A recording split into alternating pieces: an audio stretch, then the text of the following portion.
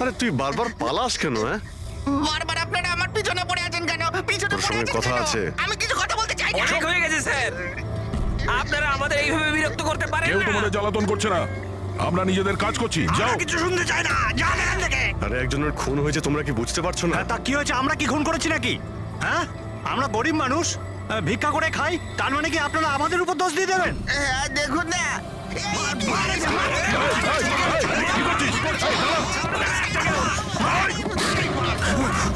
অভিজিৎ, তুমি ঠিক আছো? আরে না, ও নো, রক্ত বেরোচ্ছে। কি করলে তোমরা? হ্যাঁ, এই দেখ, এই লোকটা টাকা দিয়েছিল তোকে। স্যারও মারা গেছে। হ্যাঁ, ও মারা গেছে। ভালো করে দেখ, এটা কি সেই লোকটা যে তোকে গাড়ির সামনে পড়তে বলেছিল? একটু জুম জুম করুন।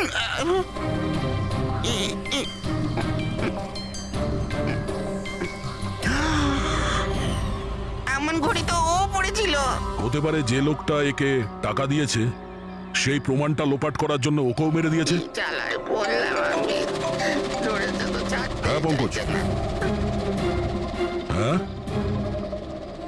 আচ্ছা, ও ঠিক আছে, ঠিক আছে, ওকে ওকে, থ্যাংক ইউ। পঙ্কজের ফোন ছিল, বলছিল যে বিবেক রাজস্থানে কোনো সার্কাসে কাজ করত, নিশানাবাদ ছিল। 1 মাস আগেও সার্কাসের চাকরি ছেড়ে দিয়েছিল। বলেছিল মুম্বাইতে একটা বড় চাকরি পেয়েছে ও। আর হ্যাঁ, যাওয়ার সময় ওই রাইফেলটা ওটাও চুরি করে নিয়ে গেছিল। রাইফেল চুরি করে এনেছিল? হয়তো সুচির সুপারি নিয়ে এখানে এসেছিল, আর দোকানে এই জন্য কাজ করতো যাতে ওকে কেউ সন্দেহ না করে। হ্যাঁ, আর এই পুরো ষড়যন্ত্রের যে মাস্টার মাইন্ড, সে নিশ্চয়ই রাজস্থানে গেছিল বিবেককে সুপারি দেওয়ার জন্য। কে হতে পারে এই মাস্টার মাইন্ড, যাকে চোখের সামনে দেখেও ধরতে পারছি না?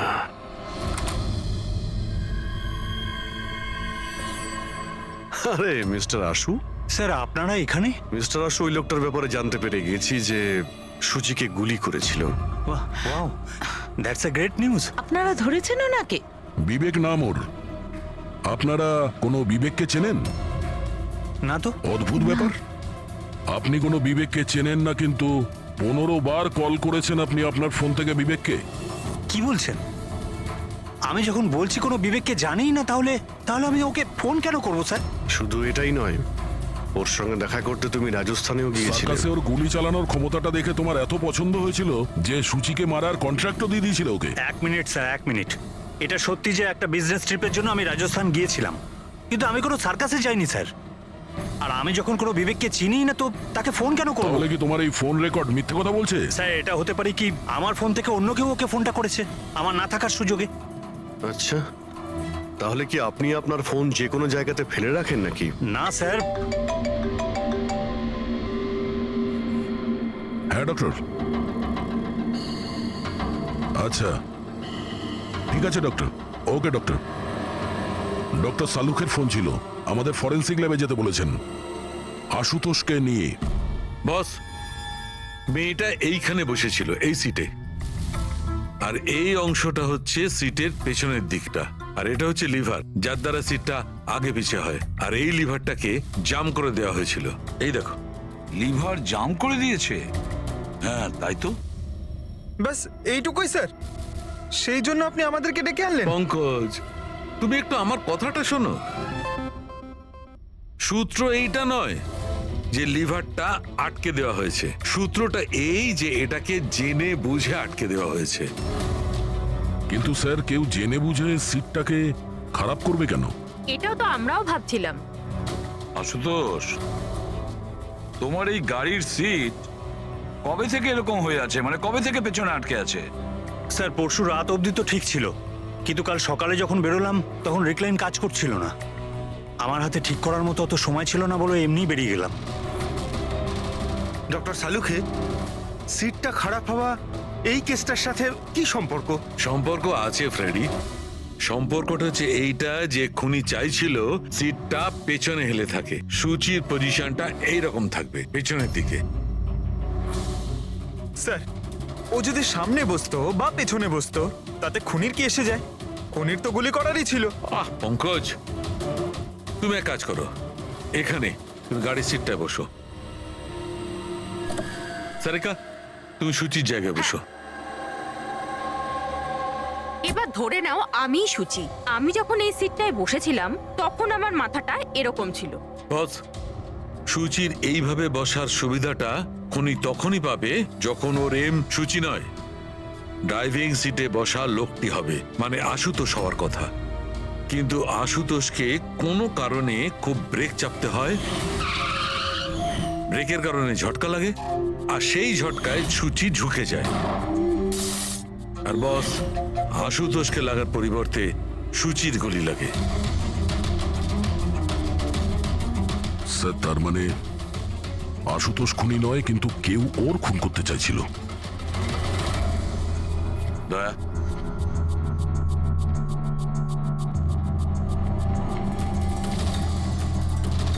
আশুতোষ, হ্যাঁ স্যার। তুমি একটা কথা বলো, তোমার কি কোনো শত্রু আছে?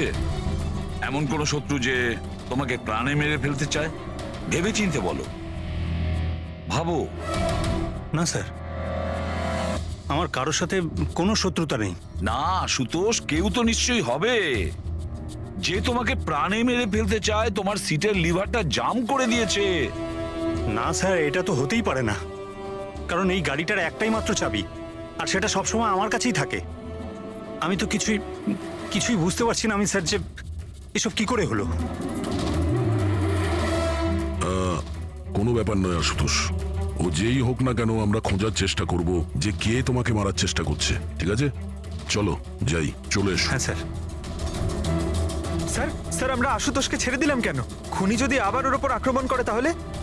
দেখে যাও তুমি পঙ্কজ, এবার আমরা আশুতোষের প্রতিটা মুভমেন্ট ট্র্যাক করব, সব কথা আমরা শুনতে পাবো। স্যার, সেটা কিভাবে? দয়া যে ট্রান্সমিটার বাগ লাগিয়ে দিয়েছে।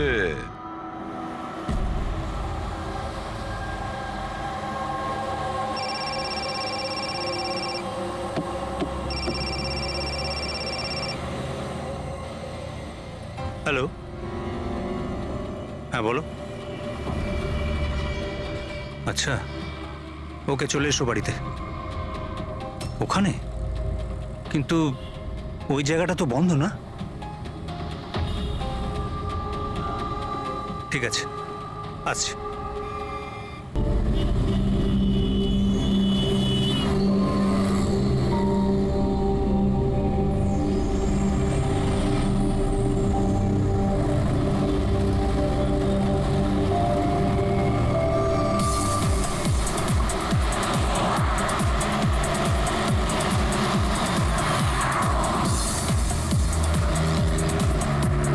আরে সাহেব সাহেব সাহেব সাহেব, এটা নিন না। আরে দেখুন না, দেখুন না, দেখুন না, একটু ধরে দেখুন না, অনেক ডিসকাউন্ট পাবেন, অর্ধেক দামে দিয়ে দেবো আমি। না, না, চাই না। আরে একবার দেখুন না, অনেক ভালো কোয়ালিটির এটা। আরে ভাই, একবার আরে বললাম না, দেখুন না, চাই না। দেখুন না, কোয়ালিটি দেখুন না।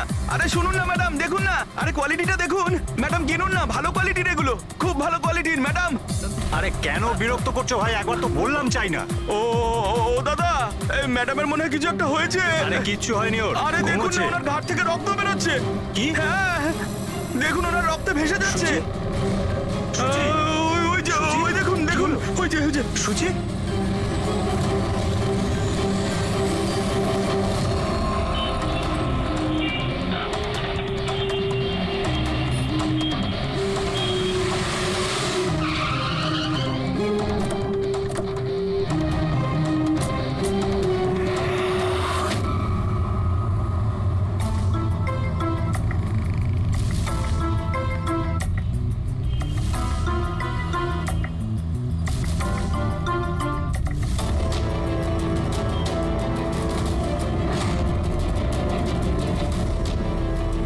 অনেক রক্ত বেরিয়েছে, মনে হচ্ছে গুলি অনেকক্ষণ আগে চলেছে।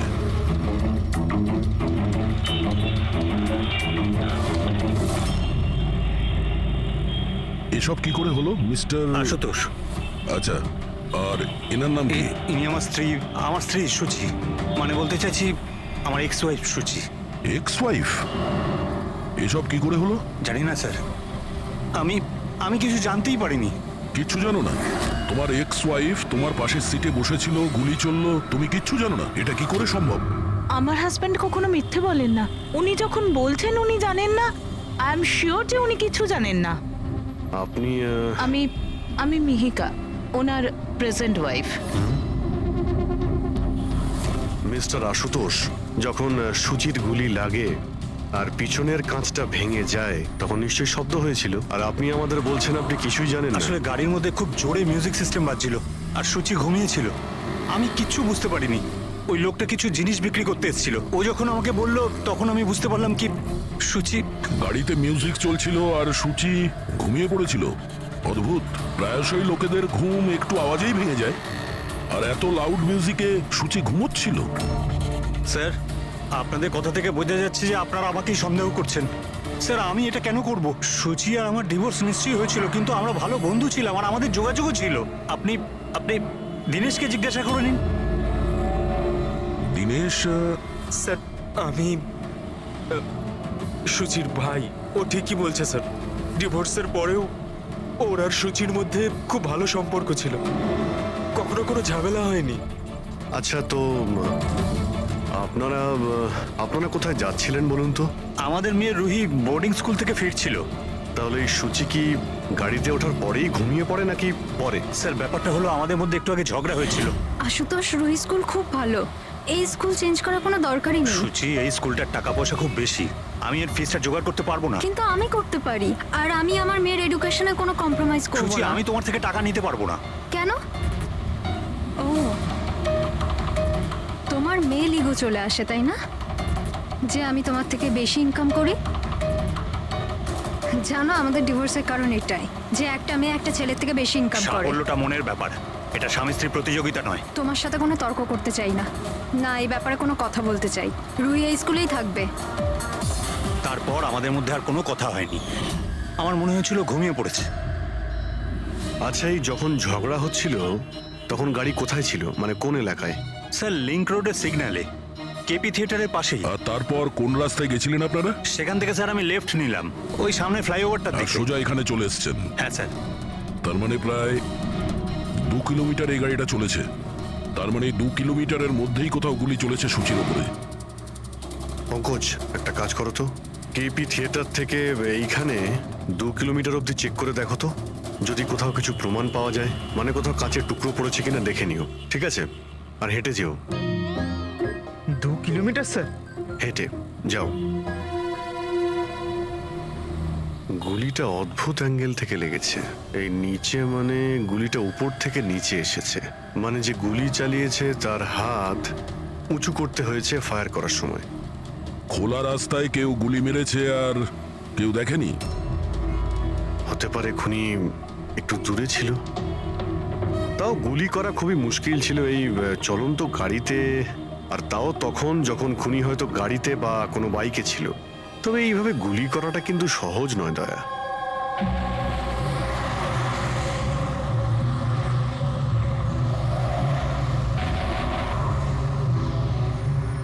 রাস্তায় কোথাও গাড়ি দাঁড় করিয়েছিলে তুমি? সিগন্যালে দাঁড়িয়েছিলাম একবার, ব্যাস, আর কোথাও নয়। যদি সিগন্যালেও কেউ গুলি চালায় কিংবা অন্য কোথা থেকেও যদি গুলি চালায়, তাহলে এম করার সময় তো টাইম লাগবে। তাহলে কেউ গুলি মারতে কাউকে দেখলো না কি করে? হ্যালো, হ্যাঁ স্যার, ঠিক আছে স্যার, আমরা পৌঁছাচ্ছি। কি হয়েছে? এসিপি স্যারের ফোন ছিল, আর একটা লাশ পাওয়া গেছে কামরি ব্রিজের নিচে।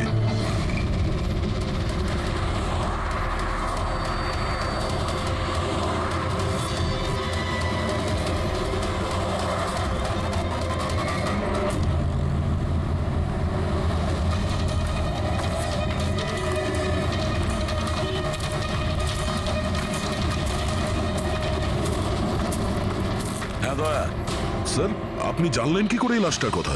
লোকাল পুলিশের কাছে আশেপাশের লোক কমপ্লেন জানিয়েছে। 2 ঘন্টা আগেই লাশ দেখেছে।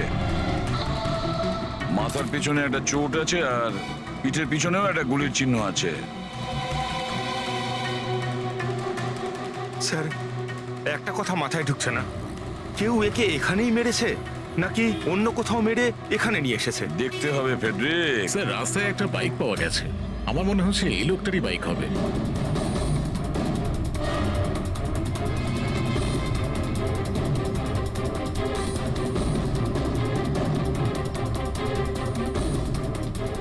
Skid mark. স্যার মনে হচ্ছে এই লোকটা বাইকে যাচ্ছিল, কেউ পেছন থেকে গুলি করে দিয়েছে। ডিসব্যালেন্স হয়ে গেছে, গাড়ি বাইক স্কিড হয়ে এখানে কারোর সঙ্গে ধাক্কা লাগিয়েছে, আর ওর বডি এখানে নিচে পড়ে গেছে। মাথায় চোট ওই সময় লেগেছে স্যার।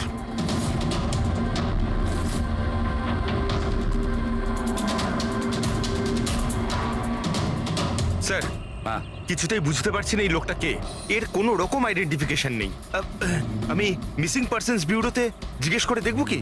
ফেডরিক, এত তাড়াতাড়ি কেউ মিসিং পার্সনস ব্যুরোতে রিপোর্ট করে না। একটা কাজ করো, আরটিওতে গিয়ে এই বাইকের রেজিস্ট্রেশন চেক করো, ওখানেই সমস্ত ডিটেলস পাওয়া যাবে যে মালিক কে। ওই কেসটার ব্যাপারে কি হলো, কিছু জানতে পারলে? না স্যার, খুব অদ্ভুত কেস। বুঝতে পারছি না গুলি কে চালিয়েছে আর কোথা থেকে। পুরো এলাকাটা খুঁজে দেখেছি স্যার, কিন্তু কিচ্ছু পাইনি। ট্রাফিক পুলিশরা কি বলছে? স্যার ট্রাফিক পুলিশ, ওখানে দোকানদার যারা দাঁড়িয়ে ছিল তাদের সবাইকে জিজ্ঞেস করেছি, কেউ খুনির ব্যাপারে কিচ্ছু জানে না। তাহলে সূচির ওপর গুলি চললো কোথা থেকে? দেখতে হবে। স্যার আমি বলেছি তো আপনাদের, আমি জানি না সূচির গুলি কখন লাগলো, কিভাবে লাগলো। আশুতোষ, দীনেশ, মিহিকা, সূচির খুব কাছের না তোমরা তিনজন, কি তাই তো? তাহলে এটা বলো, সূচির মৃত্যুতে তোমাদের তিনজনের মধ্যে কার লাভ হতে পারে? তার মানে স্যার? স্যার আমরা ওকে কেন মারতে যাব? ও স্যার, ও আমার নিজের বোন ছিল স্যার, নিজের বোন। আমি নিজের বোনকে কেন মারতে যাব? কোটি টাকা পাওয়ার জন্য। আবার কি কোটি টাকা পাওয়ার জন্য? এতে আমার কি লাভ হতো স্যার? আমার আর সুচির তো আগেই ডিভোর্স হয়ে গেছে। হতে পারে ডিভোর্সই ওই কারণটা। ডিভোর্সের পরেও আমি আর সুচি অত্যন্ত ভালো বন্ধু ছিলাম, বন্ধুর মতোই মিশতাম আমরা। এটাও তো হতে পারে যে তোমার প্রথমা স্ত্রীর সঙ্গে যে সম্পর্ক ছিল সেটা হয়তো দ্বিতীয় স্ত্রীর পছন্দ ছিল না। স্যার আপনি এসব কি বলছেন? ওদের মধ্যে ভালো সম্পর্ক ছিল, তাতে আমার কি? ওদের দুজনকে নিয়ে আমার কোনো প্রবলেম ছিল না, আমি ইনসিকিউর নই। যদি তোমাদের তিনজনের মধ্যে কেউ সূচিকে না মেরে থাকে, তাহলে সূচিকে কে মেরেছে? কে মেরেছে? আমি বলছি আপনাকে, সূচি একটা এনজিওতে কাজ করত। ও ওখানে একজন অ্যাকাউন্টেন্টের পর্দা ফাঁস করে দিয়েছিল, কারণ ওই মেয়েটা টাকা পয়সা নিয়ে গন্ডগোল করছিল। তোমার মনে হচ্ছে শেলির হাত হতে পারে এই সবের পেছনে? ইয়েস স্যার, ওকে অনেকবার হুমকিও দিয়েছিল। স্যার আমার তো মনে হচ্ছে কি এই কাজটা হয়তো পৃথ্বীর হতে পারে। আচ্ছা, এই পৃথ্বী কি? খুবই খুবই অসভ্য ধরনের লোক, ওই রোমিও টাইপের। সুচি পুলিশকে কমপ্লেনও করেছিল ওর বিরুদ্ধে, কিছুদিনের জন্য জেলেও গেছিল। ঠিক আছে, তোমরা তিনজন যেতে পারো। Thank you sir. Thank you sir. Thank you sir.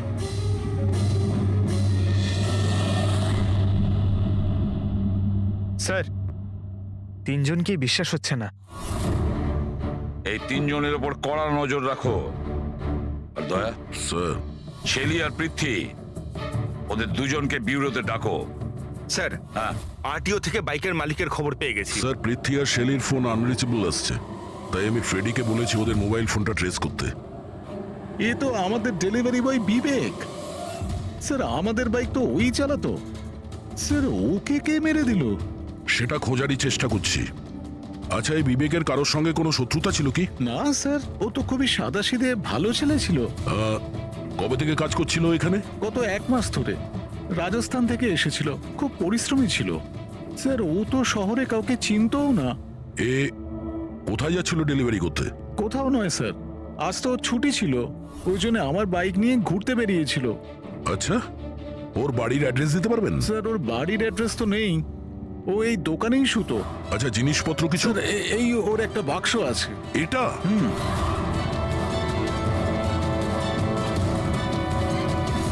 Sir এই লোকটার বক্স আর সবকিছু চেক করলাম, তাতেই সার্কাসের প্যাম্পলেট ছাড়া কিছুই পেলাম না। হয় ও সার্কাস খুবই পছন্দ করত, না হলে নিজের ফ্রি টাইমে প্যাম্পলেট বানিয়ে টাকা রোজগার করত। এটা এমন একটা মার্ডার যাতে কোনো সাসপেক্টই নেই। আচ্ছা, বিবেকের মতো এই ধরনের গরিব লোকদের মেরে কার কি লাভ হতে পারে? সেটাই তো। আর ওদিকে সূচি, দ্বিতীয় মার্ডার, যারা সন্দেহের তালিকায় অগণিত, তাদের মধ্যে যে কেউ গাড়ির সামনে গিয়ে গুলি করে মারতে পারে সুচিকে। না বস, আই এম সরি বাট আমি তোমার সঙ্গে একমত হতে পারছি না। কোন কথা? সেটা এই যে কেউ একে পাশ থেকে গুলি করেছে। তার মানে? স্যার তার মানে এটা। আরে এটা তো রাইফেলের গুলি। হ্যাঁ স্যার, আর এই গুলিটা সুচির গলায় এই এদিকে এখানটা আটকে ছিল। গুলি রাইফেল থেকে চললে তো অনেক দূর থেকে চালানো হয়েছে। হ্যাঁ একদম ঠিক, দূর থেকেও আর উঁচু থেকেও, এইসব আমি বলছি। এই দেখো বস, 50 ডিগ্রি অ্যাঙ্গেল থেকে সুচিকে গুলি করা হয়েছে। গুলি এখান থেকে এসেছে, কারের কাঁচের জানলা ভেঙেছে আর গিয়ে এর গলায় লেগেছে। এই গুলি যে অ্যাঙ্গেল থেকে চলেছে ডক্টর, কত দূর থেকে চলেছে এই গুলিটা? এই ধরো 70 ফিট দূর থেকে। তার মানে কোনো উঁচু বিল্ডিং থেকে চালানো হয়েছে। সে তৈরি হয়ে বসেছিল বিল্ডিং এর ওপরে গুলি চালানোর জন্য। একটা কাজ করো, ওই এরিয়ার ম্যাপটা বের করো। গুলি গাড়ির বাঁদিক থেকে এসেছিল, আর বাঁদিকে প্রায় অনেকগুলো এরকম বিল্ডিং আর হাই রাইজ টাওয়ার আছে স্যার। যে জায়গায় ওদের দুজনে ঝগড়া হয়েছিল সেখান থেকে সুচির লাশ যেখানে পাওয়া গেছে, তার মধ্যে প্রায় 15 থেকে 20টা টাওয়ার আছে। এর মধ্যেই কোনো একটা বিল্ডিং থেকে গুলি চালানো হয়েছে।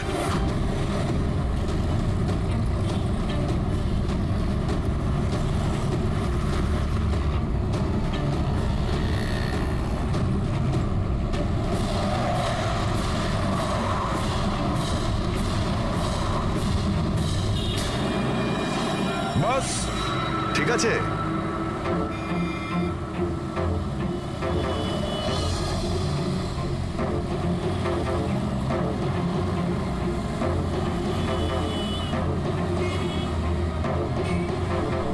এই অভিজিৎ স্যারের হাতে ওটা কি? মার কাছে ফ্রেডি, ঠিক সেই হাইটে যে হাইটে সুচির গুলি লেগেছিল। আর আমার হাতে এই ডিজিটাল ডিস্টেন্স রিডার আছে। এর থেকে এই লেজার লাইট যদি ওই মার্কেট ঠিক যায়, তাহলে তার মানে গুলি এখানে এই বিল্ডিং থেকেই চালানো হয়েছে। সব মাথার উপর দিয়ে গেল। ঠিক আছে, এটা এখনই করে দেখছি।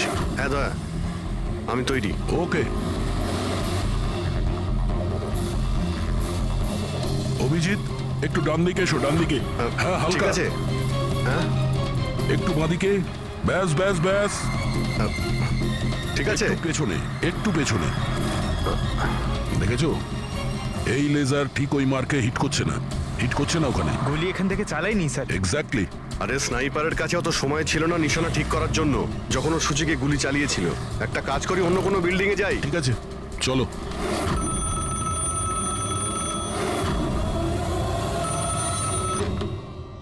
হ্যালো।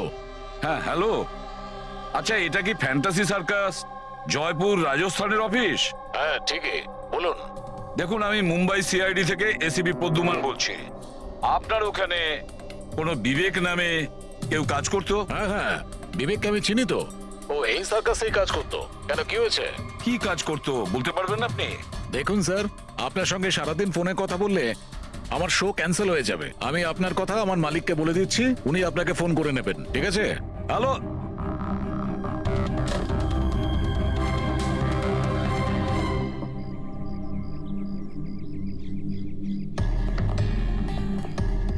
অদ্ভুত স্যার, বিল্ডিং এ কোনো গাড়ি দেখলাম না। মনে হয় গুলি এখান থেকেই করা হয়েছিল। দেখছি। হ্যাঁ অভিজিৎ, রেডি আছো?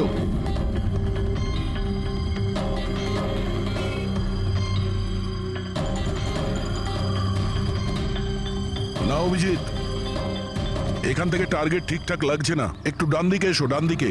আর একটু। হ্যাঁ, পারফেক্ট পারফেক্ট। এখানে লেগে গেছে নিশানা। তার মানে হলো সুচি এখানেই ছিল যখন ওর গুলি লাগে। পঙ্কজ, ফ্রেডি, একটু আশেপাশে দেখো ওই স্নাইপার কোনো প্রমাণ ফেলে গেছে কিনা। কিন্তু ভাই দয়া, এখানে তো কোনো স্পিড ব্রেকারও নেই। সে এমন কোন স্নাইপার হবে যে ওই বিল্ডিং এ বসে এত দ্রুত যাওয়া কোনো গাড়িতে নিশানা লাগাবে যেটা সুচির ঘাড়ে গিয়ে লাগবে। হ্যাঁ এটা তো সত্যি। আশুতোষ, যখন তোমার গাড়িটা এখানে ছিল, হ্যাঁ তখন কোনো কারণে তোমার গাড়িটাকে স্লো করতে হয়েছিল কিংবা দাঁড় করাতে হয়েছিল, কিছু মনে আছে? হ্যাঁ স্যার, আমি যখন ড্রাইভ করছিলাম তো গাড়ির সামনে একটা ভিখারি এসে গেছিল আর আমায় ব্রেক করতে হয়েছিল। ভিখারি? হ্যাঁ কি হলো? এইদিকে কিচ্ছু নেই স্যার। কিছু নেই? ওদিকেও কিছু নেই স্যার। ওই ভিখারি দেখতে কেমন ছিল?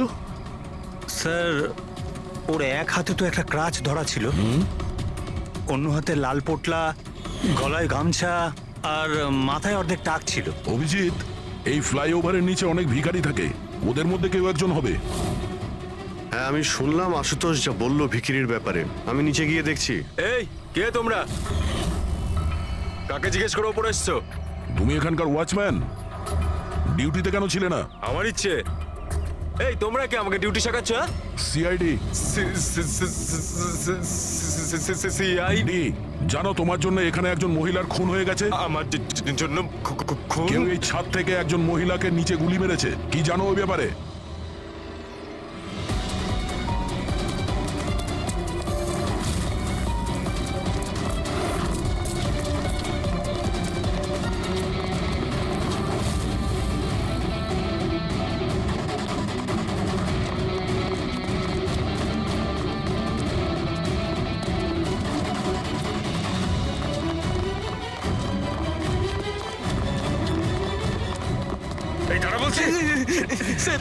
স্যার আমি কিছু করিনি স্যার। স্যার আমাকে ছেড়ে দিন স্যার, আমি কিছু করিনি। কিচ্ছু করিসনি তুই? চল। আমি ভয় পেয়ে গেছিলাম স্যার। কেন ভয় পেয়েছিলি? কি জানিস এই খুনের ব্যাপারে? স্যার আমি টাকা নিয়েছিলাম, কিন্তু এটা বলেনি যে ও কাউকে খুন করতে চলেছে স্যার। কে ছিল ওই লোকটা? আগে কোনোদিনও দেখিনি স্যার। ও বলেছিল যে ও বিল্ডিং এর ছাদে গিয়ে ওর গার্লফ্রেন্ডকে প্রপোজ করতে চায়। স্যার ও 2 ঘন্টার জন্য 15,000 টাকা দিয়েছিল স্যার। আমি তো এত টাকা এক মাসেও কামাইনি স্যার কোনোদিনও। স্যার ও হেলমেট পরেছিল আর চোখে চশমাও ছিল।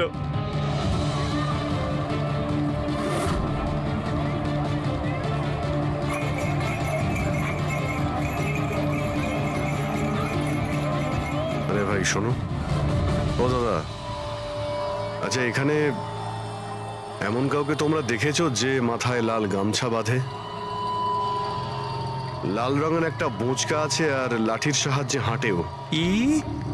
আরে দাদা শোনো, এমন কাউকে দেখেছো যে মাথায় লাল রঙের গামছা বাঁধে, লাল রঙের একটা বোঁচকাও রাখে আর খুঁড়িয়ে খুঁড়িয়ে হাঁটে? দেখোনি?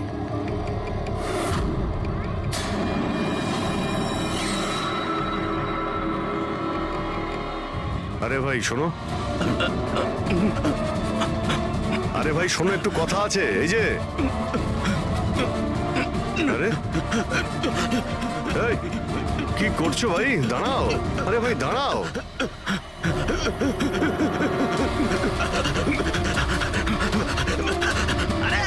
আমি কিছু করিনি। আমার কাছে কোনো টাকা পয়সা নেই, আমি কোনো কিছু চুরি করিনি। আমি একজন ভিখারি। আরে ছেড়ে না তুই আমাকে। ল্যাংড়া সাজার নাটক করছিস? তুই জানিস ল্যাংড়াদের কতটা কষ্ট হয়? আরে কতবার করে বলবো, আমার কাছে কিছু নেই, আমি রাস্তার ভিখারি, আমি সত্যি বলছি। এই, তুই সেদিন ইচ্ছে করে লাল গাড়ির সামনে পড়েছিলি না? কোন লাল গাড়ি? আমি কোনো লাল গাড়ির সাথে আসিনি তো। স্যার এটা কি গুন্ডামি হচ্ছে? আপনি ওকে ছেড়ে দিন, এটা কিন্তু ঠিক হচ্ছে না, আমি বলে দিচ্ছি কিন্তু। সর। আমি সিআইডি থেকে। আরে রে, আমি কোথায় পালাচ্ছিস? ভদ্রভাবে বলে দে, না হলে আমি রেগে গেলে কিন্তু এর ফল খুবই খারাপ না হবে। স্যার, আপনি যদি সত্যি সিআইডির লোক হন, আমি সব বলছি। একটা লোক আমাকে টাকা দিয়েছিল এসব করার জন্য, আর ও বলেছিল যে যখনই একটা লাল গাড়ি আসবে তার সামনে পড়ে যেতে, তাই আমি করেছিলাম স্যার। তুই কি করে জানলি যে লাল গাড়ি কখন আসবে? ওই ছাদে একটা লোক দাঁড়িয়ে আমাকে ইশারা করছিল, ওই রকমই। ও যে ইশারা করবে আমি তখনই লাল গাড়ির সামনে উল্টে পড়ে যাব। প্ল্যান ছিল স্যার। জানিস একটা মহিলার খুন হয়ে গেছে তোর এই প্ল্যানের জন্য? সাহেব আমাকে ক্ষমা করে দিন, দেখুন আমি রাস্তার একজন ভিখারি। ঠিক আছে, তুই এটা বল ওই লোকটা দেখতে কেমন ছিল? ওই স্যার, ও হেলমেট পরেছিল, মোটরসাইকেলে এসেছিল, আমি তো ওর মুখটা দেখতেই পাইনি। আরে ভাই কিছু তো দেখেছিলি, কিছু তো শুনেছিলি। ওর একটা ফোন এসেছিল, ফোনে বলছিল যে তাড়াতাড়ি দেখা করতে এসো, আর উত্তরে বললো যে আমি ওখানে পৌঁছচ্ছি। কোথায় কোথায় পৌঁছতে বলছিল, তোর মনে আছে কিছু? হ্যাঁ, মনে পড়েছে, ভান্ডুপ মিল। ভান্ডুপ মিল। ভান্ডুপ মিল। আচ্ছা, ঠিক আছে, ঠিক আছে, ফিরে এসো, আমি স্যারকে ইনফর্ম করছি। Okay sir. হ্যাঁ অভিজিৎ ভান্ডুপ মিল থেকে ফিরে আসছে। ও বলছে যে মিল একদম ফাঁকা পড়ে আছে, কোনো প্রমাণই ওর হাতে পড়েনি। খুনি তো ওখান থেকেই পালিয়ে গেছে। হতে পারে অভিজিৎ পৌঁছানোর আগেই ওখান থেকে ও পালিয়ে গেছে। পঙ্কজ, হ্যাঁ স্যার। পঙ্কজ একটা কাজ করো, যখন সূচির গুলি লেগেছিল ঠিক ওই সময় ওই এরিয়াতে কতগুলো মোবাইল অ্যাক্টিভ ছিল খোঁজ নাও। স্নাইপারের ফোন ওদের মধ্যেই কারোর হবে। স্যার হ্যাঁ হ্যাঁ পঙ্কজ, এটাও দেখো ওর মধ্যে কতজন লোক ভান্ডুপ মিলে গেছিল। স্যার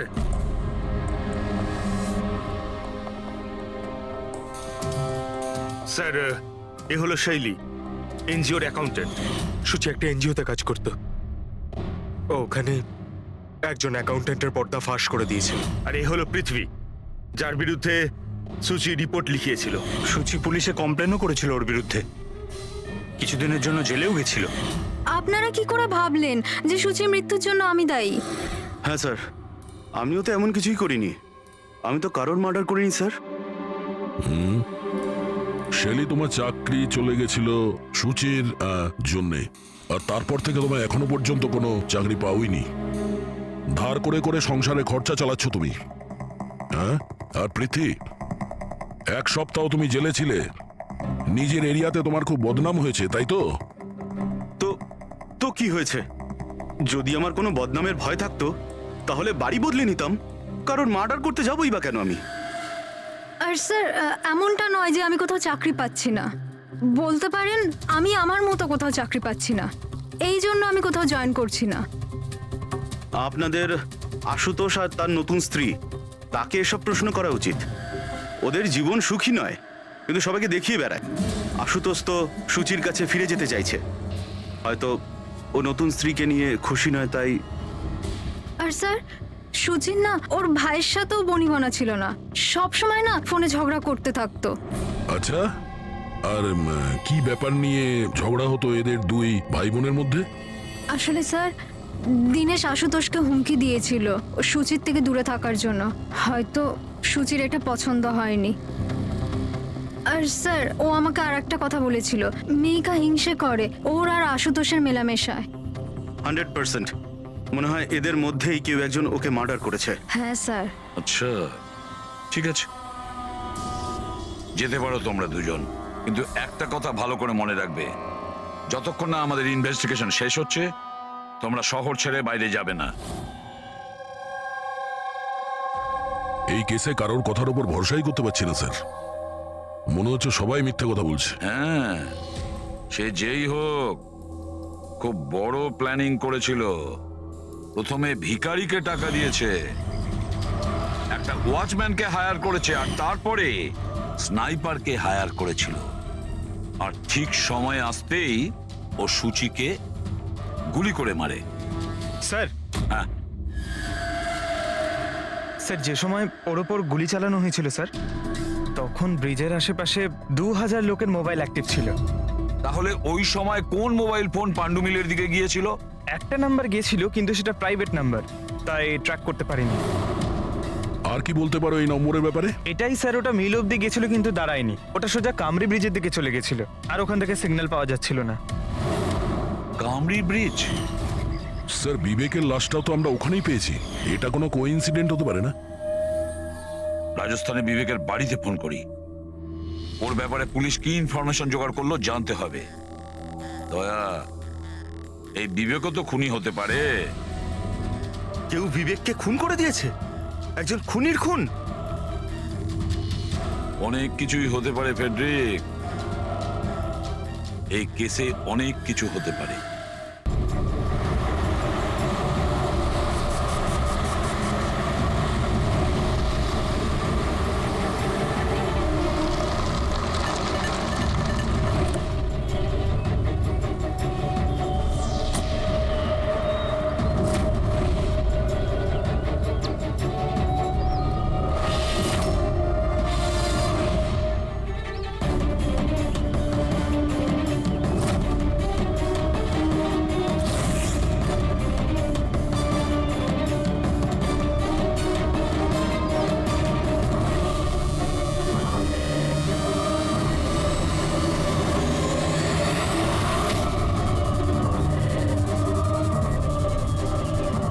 এটা কি করছো?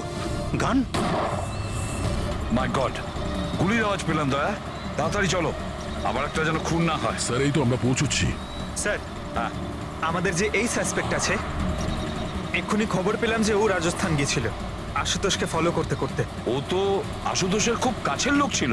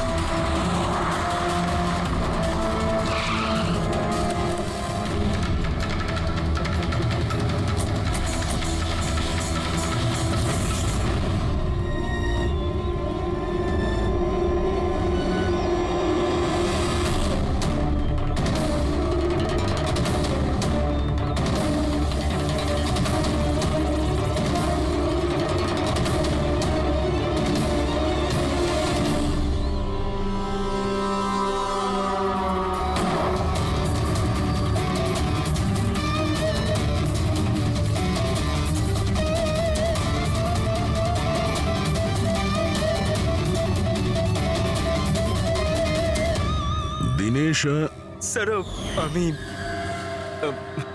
সুচির ভাই। মরে গেছে স্যার। আমি আমি কিছু করিনি স্যার। এই আমাকে মারতে চেয়েছিল। এই এই আমায় মারতে চেয়েছিল। কেন মারতে চেয়েছিল এ? স্যার এর মনে হতো যে এর বোনের সর্বনাশের জন্য আমিই দায়ী। বিয়ের পর সুচি ডিপ্রেশনে চলে গেছিল, আর তাই ও নিজেই নিজেকে মারারও চেষ্টা করেছিল। আর এই সমস্ত আমি কিছুই জানতাম না স্যার, একদমই জানতাম না। আর আমার এই না জানার কারণেই এই দুজনের মৃত্যুর কারণ আমি হয়ে গেলাম স্যার। এটা সম্পূর্ণ না জানার কারণে। পঙ্কজ, একে ছায়া নিয়ে বসাও, পেটেক ফরেন্সিক ল্যাবে পাঠিয়ে দাও।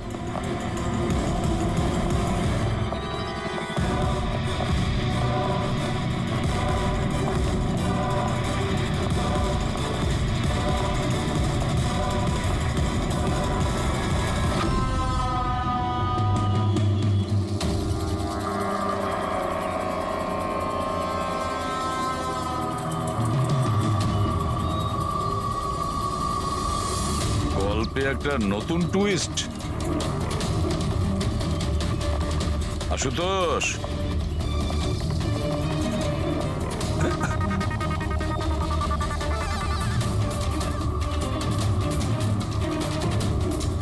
এটা কি চেনো?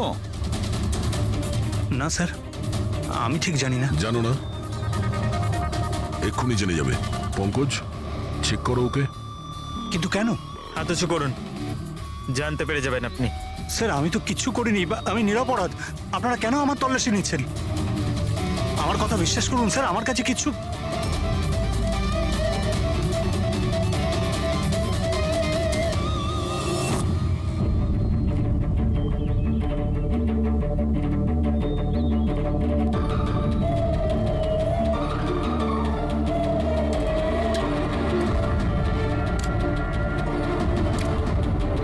স্যার এই নিন ও, রাবার বুলেটস। আমি জানি না স্যার যে এর থেকে কি প্রমাণ হচ্ছে। কি প্রমাণ হয়? হ্যাঁ, তুমি এই বন্দুক দিয়ে দিনেশের খুন করেছো, আসল বুলেট দিয়ে। হ্যাঁ, তাহলে এই গানটা কি করে এলো তোমার কাছে? আর ওই নকল রাবার বুলেট, ওটা কি করে ফায়ার হলো আর কখন? স্যার প্ল্যান আমিই করেছিলাম। A to Z পুরো প্ল্যান আমার। সুচির মৃত্যু, দিনেশের মৃত্যু, আর ওই প্ল্যানটাও এই জন্য যে আপনাদের মনে হয় যে সুচির মৃত্যুটা ভুল করে হয়েছে, কিন্তু আসল টার্গেট আমিই ছিলাম। আর আপনাদের সন্দেহ যাতে দিনেশের উপর যায়। কিন্তু সমস্ত প্ল্যানটা নষ্ট হয়ে গেল, সবকিছু জ্বলে গেল। কেন মেরেছো তুমি সুচিকে? সুচিকে মেরে তুমি কি পেলে? সুচি আমার মেয়ে রুহিকে নিয়ে চিরকালের জন্য দেশ ছেড়ে চলে যেতে চেয়েছিল, আর এই কথাটাও আমার কাছে লুকিয়েছিল। আপনারাই বলুন স্যার, আমার একমাত্র মেয়েকে নিজের থেকে দূর কিভাবে করতে দিতাম? আর সেই জন্য তুমি বিবেক মানে একজন শার্প শুটারকে টাকা দিয়েছো নিজের স্ত্রী সূচিকে মেরে ফেলার জন্য। আর যেই ও তোমার কাজ শেষ করেছে ওকেও মেরে দিয়েছো। তুমি দিনেশকে কি এমন কথা বলেছিলে যে ও মারার জন্য তোমাকে এখানে চলে এলো? আমি আমার ওয়াইফকে দিনেশের কাছে পাঠালাম। কি? হ্যাঁ দিনেশ, আমি এক্ষুনি জানতে পারলাম যে আশুতোষই তোমার বোনকে মেরেছে আর ও তোমাকেও মারতে চায়। না না, আমি ওকে ছাড়বো না, মেরেই ফেলবো আমি ওকে। দিনেশ পাগল হয়ে গেছো নাকি? খুন করবে তুমি? ও আমার বোনকে মেরে ফেলেছে, আমি ওকে ছাড়বো না। আমার বোনকে এভাবে মেরে ফেলার আগেও একবারও ভাবলো না। না, যাই হয়ে যাক না কেন আমি ওকে ছাড়বো না, দিনেশ, আমি ওকে কিছুতেই দিনেশ, ছাড়বো না। দাঁড়াও, আমার কথা শোনো। আর সুযোগ পেয়ে ওর বন্দুকটা বদলে দিল। তাহলে দিনেশ তোমার উপর যে গুলিটা চালাচ্ছিল সেটা নকল ছিল? হ্যাঁ, মারপিটের সময় আমি ওই গানটা বদলে দিয়েছিলাম যাতে আপনাদের মনে হয় কি আত্মরক্ষার জন্য আমি দিনেশকে মেরেছিলাম, আর আপনাদের সামনে আমি নিরপরাধ বলে সাব্যস্ত হই। কি রেখে গেলে তোমার ছেলের জন্য? না মা না বাবা। ওই সন্তানকে পাওয়ার জন্য তুমি ওরই মাকে মেরে ফেলেছো। আর এই অপরাধে তুমিও আজীবন জেলের গড়াদের পেছনে থাকবে। বলো আশুতোষ, কি পেলে তুমি নিজের ছেলেকে এভাবে অনাথ করে? কি পেলে?